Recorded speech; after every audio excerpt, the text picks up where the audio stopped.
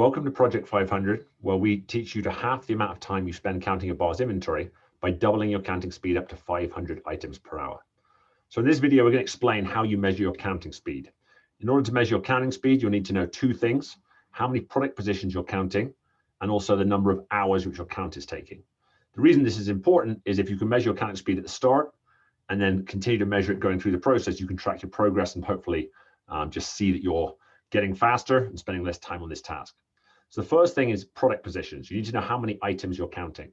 So behind your bar, you've basically got partial items and then full items. With the partial items, every partial item, the amount, the 0.6 has to be recorded. That's one product position. So if you've got 3 bottles of Jack Daniels open, that's 3 product positions, a bit inefficient. In storage areas, the dedicated area for Jack Daniels is 1, regardless of whether you've got 1 bottle there or if you've got 17 bottles there, still 1 product position. So if your average bar is going to have around 200 products, typically around 500 product positions.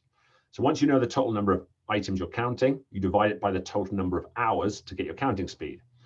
So the total number of hours you need to do in the decimal. So for instance, if your count took 1 hour and 30 minutes, you would divide the number of product positions by 1.5. If it's easiest to do this to the nearest quarter of an hour. So if it took 3 1/4 hours, do 3.25. If it took you maybe 4 3/4 hours, it'd be 4.75. So just divide, like I said, the number of product positions by the total time it took you in hours. When you do that, typical starting would be 500 items in 2.5 hours, 2.5. That would be a counting speed of 200. When you reduce that counting speed through these organization hacks down to an hour, 500 divided by 1, obviously 500, and that's you've hit your goal of counting 500 items an hour. So that's how to measure your counting speed. Thanks for watching, and we'll see you next time.